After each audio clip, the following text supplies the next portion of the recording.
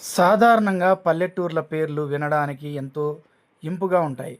ప్రకృతికి ప్రతీకగానో, దేవుళ్ళ పేర్లతోనో ముడిపడి ఉంటాయి.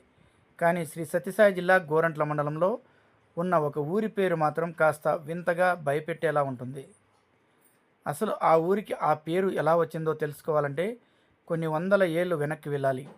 స్థానికంగా ఉండే పెద్ద స్థానికంగా ఉండే పెద్దవారు చెప్పిన కథ ప్రకారం పూర్వకాలంలో ఆ ప్రాంతంలో పశువులకు ఒక వింత వ్యాధి సోకి ఆ మహమ్మారి దెబ్బకు ఊళ్ళో ఉన్న వేలాది ఆవులు, ఎద్దులు పిట్టల్లా రాలిపోయాయి.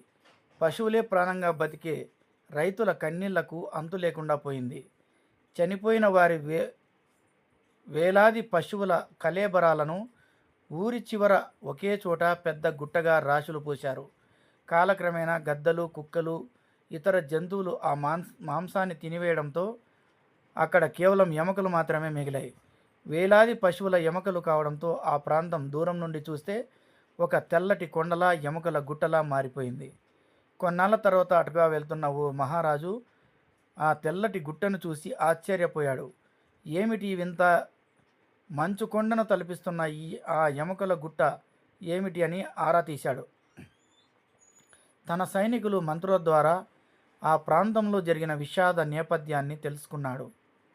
కాలక్రమంలో ఆ ఎముకల గుట్ట ఉన్న ప్రాంతం చుట్టూ జనాలు ఇల్లు నిర్మించుకోవడం మొదలుపెట్టారు. అలా అక్కడ ఒక కొత్త ఊరు వెలిసింది. ఆ ఎముకల గుట్టను చూసి రాజావారు అడిగిన గుర్తులు, ఆనాటి పశువుల మరణాల విషాద జ్ఞాపకాలు అన్నీ కలిసి ఆ గ్రామానికి ఎముకల గుట్టపల్లి అనే పేరును స్థిరపరిచాయి. ఇది కథ.